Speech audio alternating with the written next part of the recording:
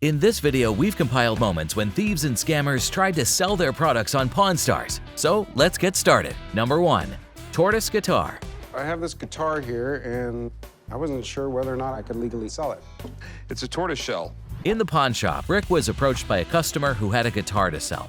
The customer seemed unsure about the legality of selling it. Rick hadn't encountered such a situation before, as customers usually didn't question the legality of selling their guitars. The customer explained that the guitar was made of tortoise shell, which might explain the uncertainty surrounding its legality. He came to the pawn shop hoping to sell the turtle shell guitar, but was unsure of its value or if it could be sold at all. I bought it at a pawn shop, and for some reason I was drawn to it. I've done a little bit of research on it. The UK government has one that they confiscated through customs. So does the Australian government. Tortoise shell has been highly valued for centuries and has been used to make various items like combs, sunglasses, and guitar picks. However, Rick pointed out that the tortoise shell trade had been banned in the early 1970s due to the endangerment of tortoises. Rick appreciated the guitar's beauty with its hues of browns, reds, and oranges, but was concerned about its legality. Tortoise shell was real popular back in the day for making combs, sunglasses, guitar picks, all sorts of stuff. But some tortoises became endangered. So in the early 70s, the trade in tortoise shell was banned. But my problem here at the moment is, I don't know if it's early 70s or older, which would determine whether it's legal for me to buy this thing. Rick compared the situation to the legal consequences of owning a bald eagle feather, where ignorance of the law wouldn't be an excuse.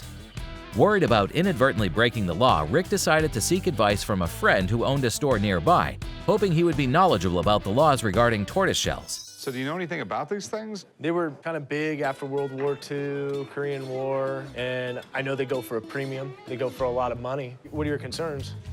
Basically, is it legal to own? And any idea what it's worth?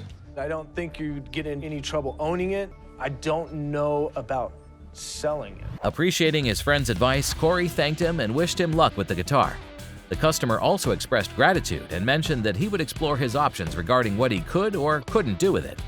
He was concerned about potential legal repercussions, particularly since he had 2 daughters and wanted to avoid any jail visits. Good luck with it, man. Hey, thank you.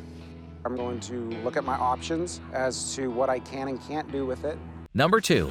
Fake diamonds. One of the biggest losses I probably ever took in this business is back when CZs first came out. CZ is a cubic zirconia. Nobody knew about them, and they tested as diamonds. During the early days of the pawn shop, under the management of the late Old Man, a deceptive scam involving cubic zirconia unfolded. At that time, none of the pawn shop owners, including the Old Man, possessed knowledge about cubic zirconia and its distinction from real diamonds. Consequently, they unknowingly purchased these synthetic gems in large quantities under the assumption that they were authentic diamonds. It wasn't until much later that they discovered their costly mistake, realizing they had incurred significant financial losses. I lost close to $25,000–30,000 on that, but it was a lesson learned. Reflecting upon this experience, the Harrisons, the owners of the pawn shop, decided to take proactive measures to prevent future mishaps of this nature. In order to educate both themselves and their customers, they conducted a demonstration showcasing effective techniques to differentiate between cubic zirconia and genuine diamonds. Number 3. Penn State University's Bowl Ring. Penn State University 1973 Orange Bowl ring. When did Joe Paterno start coaching? Like 1966? Still coaching today. He makes my grandfather seem young. This seller brought a Penn State University 1973 Orange Bowl ring to Corey's pawn shop. The seller wanted to sell the ring because he was remodeling his house and needed the money. He believed the ring was worth at least $1,500. I decided to come to the pawn shop today to sell my Penn State Orange Bowl ring from 1973. I think it's worth at least $1,500. Let me check that out. Corey and Rick examined the Penn State Orange Bowl ring and asked where the seller got it. The seller explained that they went to Penn State and bought it from a teammate who needed money. He emphasized that 1973 was a significant year for Penn State as they had an undefeated season. I went to Penn State and guy down the hall played on the team and he needed some money and I bought it back then. It was a big year for Penn State because they had the undefeated season. The name speaks for itself. I mean, it's Penn State. Everybody knows who Penn State is. Penn State has a huge football tradition. And with such a big following, there's people that collect anything Penn State. The ring had the player's name, Jake Clark, engraved on one side, along with his number and the team's 12-0 record. Rick mentioned that he loved championship rings and asked what the seller was looking to get for them. The seller hoped to get $1,500 for the ring. So who's Jay Clark? You know, it was Jeff Clark. He didn't play too much, but he was an outside linebacker for the team. I just love championship rings. I do got a few of them. I'd like to get $1,500. Mind if I take a closer look? Sure. However, they noticed that the engraving had been removed from the ring. He explained that removing any identifying marks, such as engravings or serial numbers, made it illegal for him to buy or sell the item. Corey compared it to buying a car without a VIN number, stating that it compromised the ring's authenticity and value. Did you have this ring worked on? No. This is the way you got it? Yeah, that's the way I got it. The engraving's been removed on it. The engraving makes it 100% identifiable. You take the engraving out, there's no identifying it. It's illegal for me to buy or sell anything when any identifying mark has been removed on an item. I'd be more than happy to buy it off you for $1,500. Problem is, it's like buying a car without a VIN number. Although the seller argued that it was a Penn State University ring from 1973, Rick couldn't take the risk without proper identification. He apologized and declined to make an offer. The seller expressed disappointment, knowing that they could have sold the ring to others for a profit. Corey reiterated that he couldn't buy a ring with the engravings removed. On Pawn Stars, there's a well-known rule that prohibits the purchase of items without proper identification. While this rule is widely known, it seems that the seller, in this case, either intended to deceive the pawn shop or had acquired the ring through theft. I can't take it. Okay. Sorry, I couldn't do nothing with it. Okay. I know 1,001 people I could have sold this ring to and made a nice profit. There's no way I'm gonna buy a ring with the engraving removed. Number 4. Submarine. I wanted to get 25 grand, but I guess the minimum I could take is 5. All right, I got to admit, this is the first time anyone's brought a submarine to my shop. Where in the world did you get this? This woman came down to Rick's pawn shop with the intention of selling her one-man submarine. Rick had to go to her home to examine the submarine. It was an extraordinary find, as such things are not easy to come by. The seller had no use for it and wanted to get $25,000 for it. However, Rick thought he could only offer a minimum of $5,000.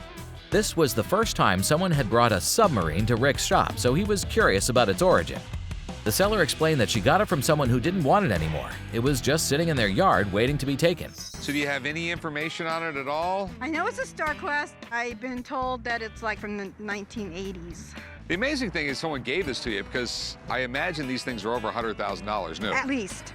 Any submarine weighing less than 150 tons is called a midget. They're used by the Navy for patrolling shallow waters. Despite its condition, Rick saw potential in the submarine.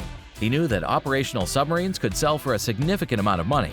Considering the opportunity, he negotiated with the seller and settled on a price of $3,000. This is my problem. I have no idea what it would cost to fix this thing up. You know, I would offer you a few $1,000s and I don't think you're gonna take that. Maybe I would. I'll give you $2 grand for it. Can't do that. I'll go $3 grand, that'd be it. All right, got a deal. To determine the submarine's value and condition, Rick sought the expertise of a submarine expert. The expert inspected the submarine and provided some historical context. He revealed that one-man submarines had been used since the American colonies' time and mentioned that this particular submarine was called the Sea Urchin. This particular sub was built in 1994 by a group of Canadian sub builders, and it was actually called Sea Urchin. So what's Quest? It says it on the side of it. Quest is an Australian filming company. They bought this sub to try to use it for filming. Unfortunately, the expert deemed the submarine to be scrap iron due to its poor condition and missing parts. Fix it up, it would require significant investments, estimated at around $100,000. Disappointed, Rick considers scrapping the submarine for its metal value, but the expert valued it at $10,000 in its current state. Rick's hopes of a big profit were shattered, and he realized that he had made a risky purchase. It's going to need some new viewing ports. You're going to have to fix the life support system. Its thruster motors are gone. You're probably looking at $100,000 to fix it up. Scrap the damn thing. Got a pile of damn junk metal. Now, here's the surprising twist. The actual owner of the submarine was a big fan of Pawn Stars. Imagine his shock when he witnessed his own submarine featured on an episode of the show. Lawyers were immediately involved and a series of legal procedures were initiated to rectify the situation. Eventually, the submarine was successfully reclaimed by its rightful owner. Number 5. Shekel of Tires. What do you got here? It's a shekel of tire, like from the Bible. Yeah, we only buy American coins, man, so you'll have to take it somewhere else. Hold on. Since when did we only start buying American coins? A person named Ryan brought a coin identified as a shekel of tire, believed to be from biblical times, to the pawn shop.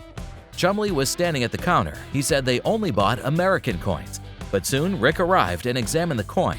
The owner explained that the coin had historical significance and could be valuable. Rick confirmed that while it was not one of the infamous 30 pieces of silver, it was still valuable due to its rarity. The shekel of Tyre was a really common coin a couple thousand years ago in the Middle East. And even though we can't prove that this is one of the infamous 30 pieces of silver from the Bible, it is still valuable due to its rarity. They struck these with a hammer that was 4 feet long, and the hammer had the face on it.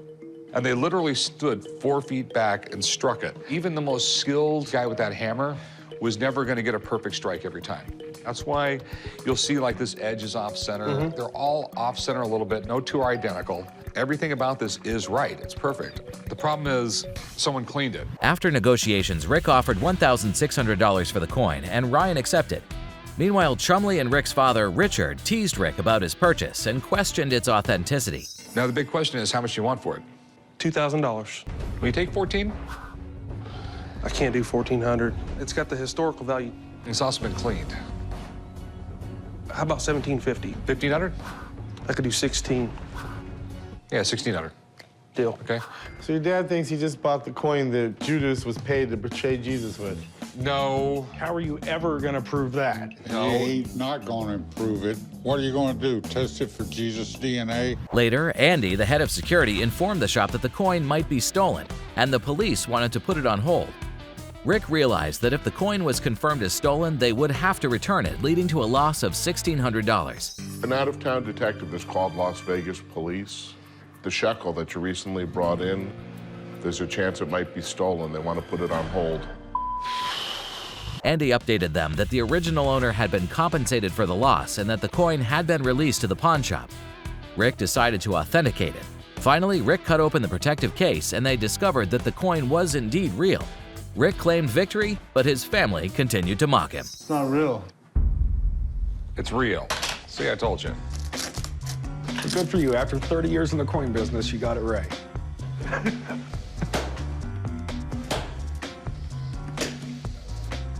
On Pawn Stars, everybody can go and sell their unique items, but smart people often go and sell their items. Did you know what the most expensive scams are at Pawn Stars? Click here and check out our video, Most Expensive Scams on Pawn Stars.